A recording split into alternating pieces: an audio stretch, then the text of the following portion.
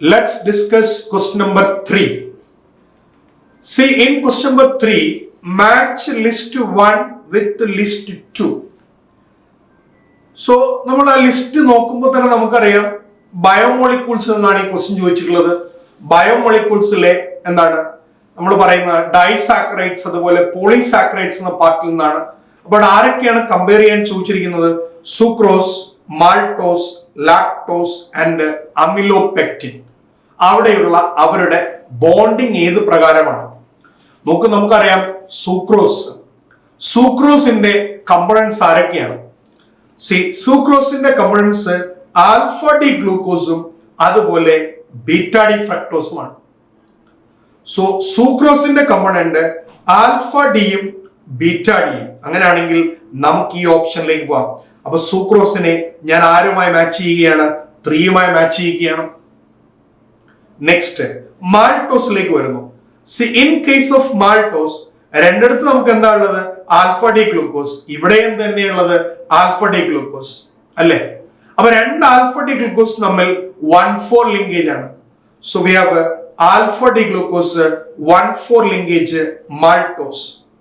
So alpha D glucose 1,4 linkage. Now let's think about lactose. ലാക്ടോസിലേക്ക് നമ്മൾ വരികയാണ്. നോക്കൂ, ലാക്ടോസില് beta D galactose and beta D glucose അല്ലേ? അപ്പൊ അവിടെ രണ്ടുപേരും ബീറ്റക്കാരാണ്. സോ അങ്ങനെയാണെങ്കിൽ ലാക്ടോസിന്റെ കേസിൽ നമുക്കുള്ളത് ബീറ്റ ലിങ്കേജ് ആണ്. So this option. And now when you come to amylopectin, നമുക്കറിയാം സ്റ്റാർച്ചിലുള്ള രണ്ട് കമ്പോണൻസ് ആണ് അമിലോസും അമിലോപെക്റ്റിനും. അമിലോസ് മാൾട്ടോസിനെ പോലെ എക്സ്റ്റെൻഡ് ചെയ്തങ്ങ് പോവുകയാണ്. എന്നാൽ അമിലോപെക്റ്റിൻ ഓൾമോസ്റ്റ് മാൾട്ടോസിനെ പോലെ അല്ലെങ്കിൽ മാൾട്ടോസ് ജോയിൻ ചെയ്ത അമിലോസിനെ പോലെ, പക്ഷെ അതിന് എന്തുണ്ടാവും? ബ്രാഞ്ചിങ് ഉണ്ടാവും. അപ്പൊ നമുക്ക് അമിലോപെക്റ്റിനിൽ 2 ഗ്ലൈക്കോസിഡിക് ലിങ്കേജ് ഉണ്ടാവും. അപ്പോൾ നമുക്ക് 2 തന്നിരിക്കുന്നത് ഓപ്ഷൻ 2ലാണ് അല്ലെ? സോ അമിലോപെക്റ്റിന്റെ സ്ട്രക്ചർ നമുക്കറിയാം.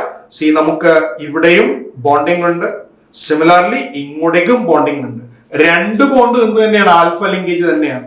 So what we have option D2 വരും അല്ലെ? അങ്ങനെയാണെങ്കിൽ നമ്മളെല്ലാം മാച്ച് ചെയ്യുമ്പോൾ എ എന്ന് പറയുന്നത് 3 വരുന്ന ഒരൊറ്റ ഓപ്ഷൻ മാത്രമേ നമ്മുടെ ഓപ്ഷൻ തന്നിട്ടുള്ളൂ. അപ്പൊ അത് നമുക്ക് മാച്ച് ചെയ്ത് നോക്കാം, കറക്റ്റ് ആണോ അല്ലയോ എന്ന്. A3 തന്നെയാണ്, B1 ആണ്, യെസ്, C4 ആണ്. അപ്പൊ നമ്മൾ ഓപ്ഷൻ തീർച്ചയായിട്ടും നിങ്ങൾക്ക് അറിയാം, ഇറ്റ്സ് ഓപ്ഷൻ 1.